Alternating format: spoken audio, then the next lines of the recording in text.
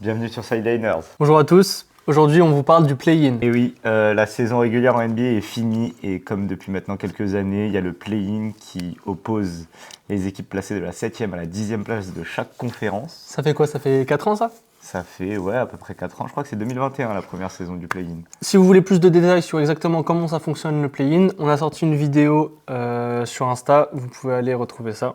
Oui, cette vidéo c'est un petit short de la NBA C'est quoi, on vous explique le play-in et les playoffs. Donc si jamais vous avez un doute, vous pouvez aller vérifier cette vidéo, il y a toutes les infos. Donc depuis hier soir, on a enfin les affiches du play-in, les affiches définitives pour l'Est et pour l'Ouest. Donc on va parler un petit peu des confrontations qu'on va avoir et ce qu'on en pense évidemment. Donc on peut commencer par l'Est déjà. Ouais, les 7e, les Sixers vont recevoir le Magic mercredi soir. Donc oui, les Sixers ont fini 7e. Ils ont l'avantage du terrain. Et l'une des deux équipes qui va perdre aura aussi l'avantage d'accueillir le match de repêchage pour du coup la 8e place. Et moi, malgré ça, avec les dynamiques et même les effectifs, je vois quand même les Sixers aller chercher cette 7e place. Ouais, je suis d'accord avec toi pour ce match Sixers-Magic. Je pense que les Sixers ont quand même plus d'armes sur un match de faire la différence comme ça. Un match à élimination directe, tu vois, je pense qu'un Joel Embiid peut... Ah non, on n'est pas sûr. Ah oui, non, petit truc à noter, je crois que Joel Embiid, on n'est pas sûr qu'il soit là. Parce qu'il s'est fait opérer de l'appendicite il y a quelques jours, donc je crois qu'on attend encore des résultats sur ça. Mais en vrai, même avec l'absence de Joel Embiid, je vois les Sixers passer contre le Magic. Cette équipe du Magic, au vu des attentes du début de saison, est quand même une très grosse déception de se retrouver là à ce moment de la saison. Mais ouais, je suis complètement d'accord avec toi. Ce Magic, comme on l'avait fait dans la vidéo, nos early predictions du classement et tout, on les voyait vraiment, je crois, top 5 à l'Est, un truc comme ça. Toi, tu les voyais top 5, moi je les voyais top 3. Ouais, mais en même temps, l'année dernière, ce qu'ils font, le run de genre janvier, février jusqu'à avril, c'est fou. C'est fou ce qu'ils ont fait l'année même dernière. avec les acquisitions de la post-season, on s'est dit, ah quand même, ils vont chercher Desmond Bane, un gros shooter à 3 points, Ouais, c'est un peu ouais. ce qui leur manquait Ça et peut tout. faire que du bien. Banchero, il prend que du calibre avec une année qui passe. Cette année, pour moi, le Magic ne réussit pas sa saison. Ah oui, non mais elle est clairement ratée. Après bon, dans un monde parallèle, ils vont chercher la bague, la saison elle est réussie, hein, et plus que rien. Non mais, si la saison s'arrêtait aujourd'hui, finir 8e et donc devoir passer par le play-in pour aller au play-off, je pense que on s'y attendait pas. Ça, c'est clair. Ouais. Donc, pour aller rapidement sur cette opposition, Sixers Magic, en plus, ouais, comme tu as dit, au vu des dynamiques, là, le Magic qui a perdu son dernier match contre les Celtics, qui ont fait jouer que des remplaçants, ils ont fait monter dans le sac majeur Ray Harper Jr. qui joue avec l'équipe G-League. Donc ouais, vraiment, ils ont perdu. En plus, ils se sont fait taper genre de 20-25 points, je crois, un truc comme ça. Non mais surtout que cette défaite du Magic, elle montre quand même que ils sont pas un bon effectif. Ils sont en contrôle, ils sont jamais en contrôle. Et surtout, ça leur a coûté l'avantage du terrain au play-in. Ouais, Parce que du coup, les Sixers ont pu rester devant. Mais c'est terrible ce qui s'est passé pour cette équipe du Magic. Ils étaient là, ils étaient juste censés gagner contre l'équipe Z des Celtics. Mhm. Et ils se retrouvent à perdre de manière honteuse en plus. Enfin bref, juste là, mentalement, ils sont pas arrivés dans le meilleur des moods. Après, bon. Donc en plus, ils perdent l'avantage du terrain. On sait quand même ce que ça peut faire sur un match décisif éliminatoire comme ça. Tout peut arriver, bien sûr. On vous dit ça pour le coup, cette série-là, et on vous dit pas de mettre forcément votre billet dessus. Mais je vois quand même les Sixers passer Ouais, pareil. face au Magic. Et Donc ça du veut coup- dire que le Magic, Ouais. qui perd, donc affronterait le gagnant du match opposant le 9e contre le 10e. Et cette opposition-là, elle est entre les Charlotte Hornets, 9e position, qui vont accueillir le Miami Heat. Ouais, et sur cette série, je sais pas, j'ai l'impression que ces Hornets, ils auraient dû finir beaucoup plus haut. Pour moi, je vois cette équipe avec un meilleur niveau que Que le Magic, ou déjà. même les Sixers. Ah, après, les Sixers, non. peut-être pas.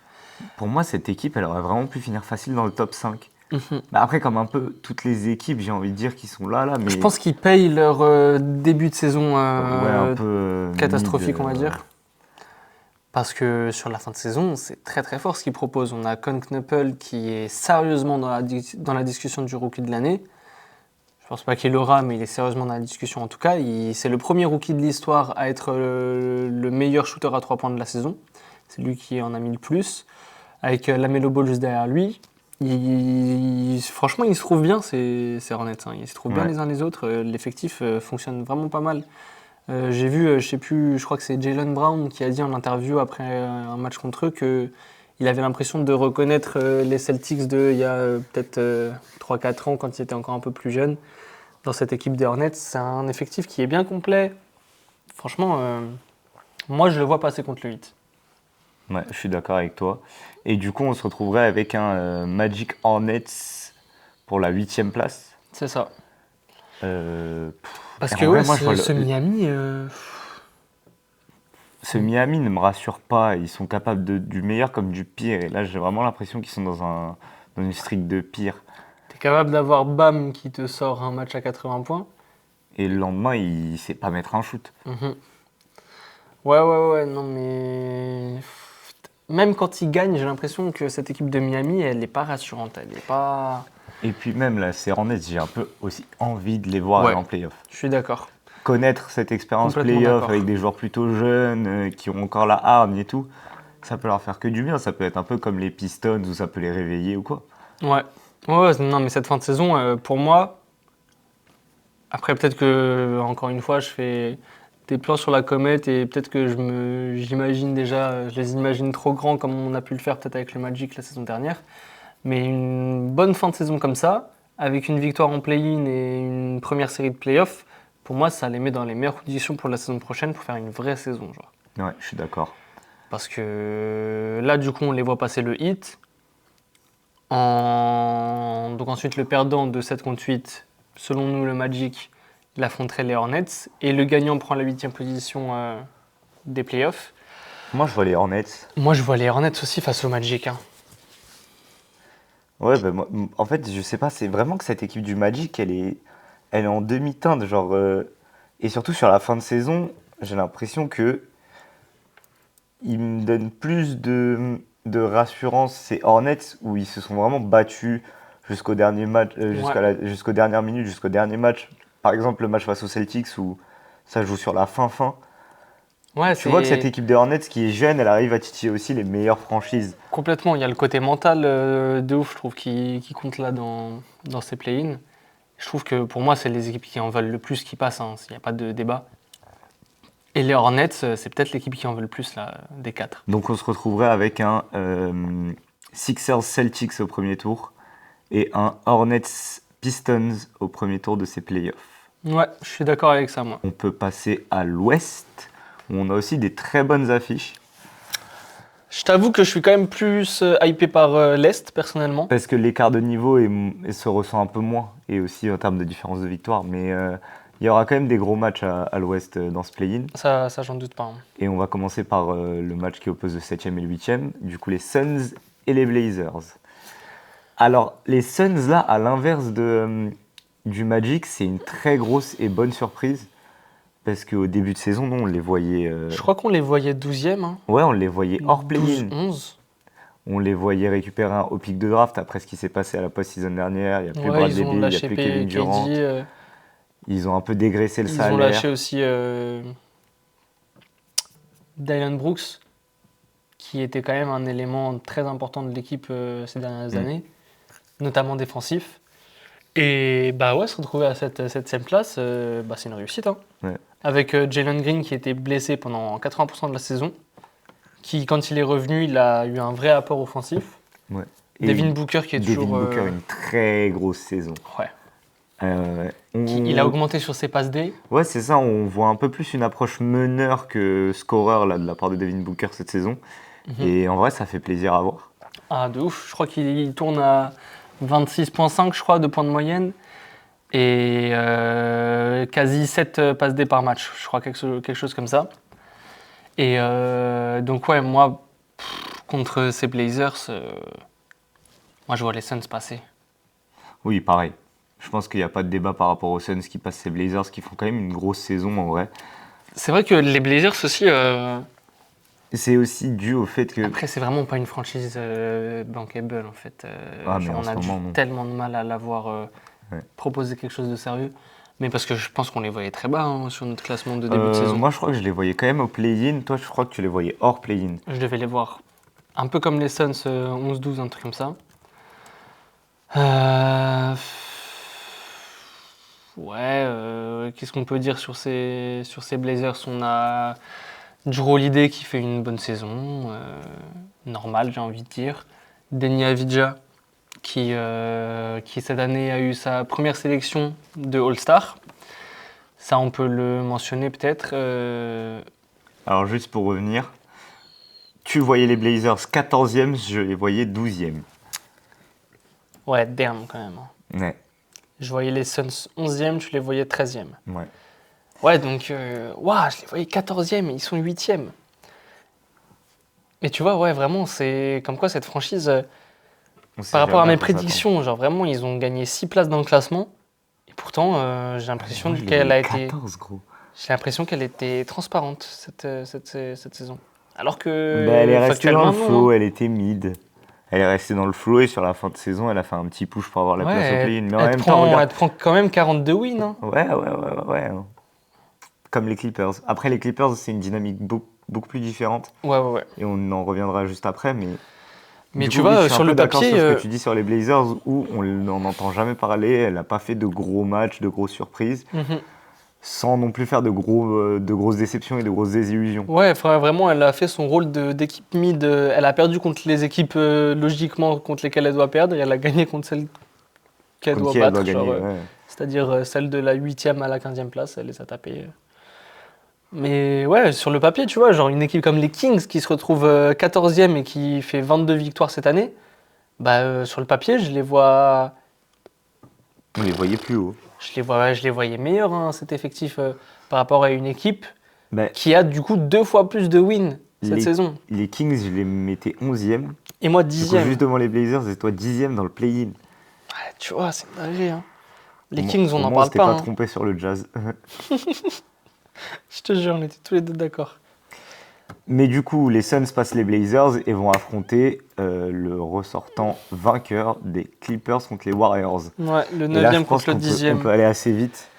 Au vu de la dynamique sur la deuxième partie de saison de ces Clippers, qui se retrouvent 9e, je ne comprends pas. Ils auraient dû être au moins 7e. Parce que vraiment, leur deuxième partie de saison est exceptionnelle.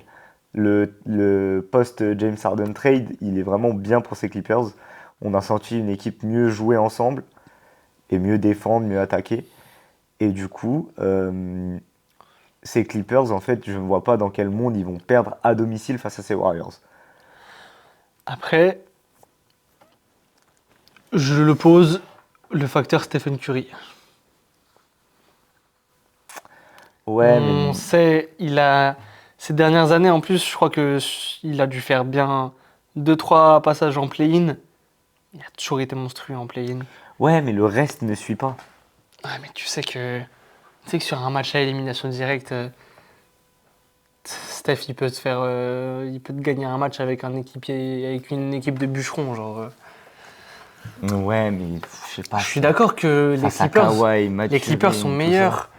Garland, c'est une bonne acquisition, franchement, pour les Clippers. J'ai encore un peu de mal à voir vers où ils vont en tant qu'équipe. Genre, peut-être avec un Kawhi en tant que vétéran et construire avec des jeunes, genre allier des Mathurin et Garland, des trucs comme ça. Je sais pas si c'est forcément Une bonne idée. ouais, une bonne vision, quoi. Mais les Warriors, bon, il n'y a pas de vision. Mais il y a Steph Curry, quoi. Ouais. Donc, genre, tu vois, si on a un match Clippers-Warriors qui est serré et avec un Steph en feu, ça m'étonnerait pas. Mais enfin, je serais pas forcément très surpris. Mais logiquement, je vois les Clippers passer. Et ouais, peut-être aussi que, au vu de l'équipe qu'il a à côté de lui, Steph, il va pas non plus forcément. Il a pas Jimmy Butler. Hein. Il va pas sortir toutes ses capacités dans ce match-là, en sachant qu'après, il sortirait rapidement, quoi. Donc, ouais, je sais pas. Mais je vois quand même les Clippers. Logiquement, ça devrait être les Clippers. Et du coup, Blazers-Clippers, je vais la faire courte pour tout ce qu'on a dit à peu près. Les Clippers vont passer, je pense, et vont prendre cette 8e place.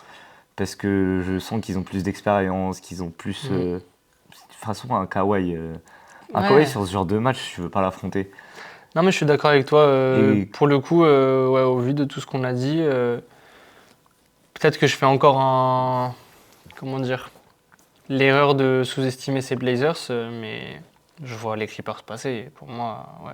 Après, on n'est pas à l'abri d'une blessure, d'une suspension pour X ou Y raison, d'un fumble monumental, mais s'il n'y a pas de blessure ou quoi, si tout le monde est au complet à l'heure actuelle, parce qu'il y a des blessures à peu près des deux côtés, Mhm. c'est les résultats qu'on attend. Donc oui, les Clippers du coup qui vont se retrouver 8e face au Thunder Donc, et les Suns face ouais. aux Spurs, face à Wemby. Donc ouais, on a fait le tour, on va faire un petit récap du coup à l'Est pour que vous ayez bien en tête. On a les Sixers 7e qui vont affronter du coup les Celtics et les Hornets 8e qui vont du coup affronter les Pistons. C'est ça. Et les matchs démarrent dès ce soir. Dès ce soir, on a les premiers matchs de play-in.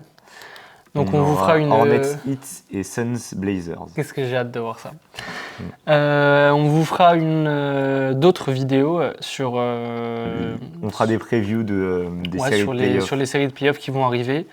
Donc avec celles qui sont sûres déjà. Et ensuite, une fois que les play-ins seront finis, on fera celle avec les premiers 8e et 2e, 7e. Et voilà, je crois qu'on a fait le tour sur le play-in. Encore une fois, si vous avez encore des questions, si vous n'avez pas trop bien compris comment ça marche, on a une vidéo Sur la chaîne YouTube, même en short et en réel et sur TikTok aussi. Ouais, la NBA c'est quoi? Allez checker. Sur ce, je vous dis portez-vous bien. On se retrouve très rapidement parce que là les previews, il faut les sortir très rapidement. Parce que les playoffs ça accélère là. Ouais, c'est ça là, commence là. ce week-end. Samedi 19h, il y a Cavs Raptors. Putain, Ouais. c'est incroyable. Donc on vous dit à très vite. Portez-vous bien.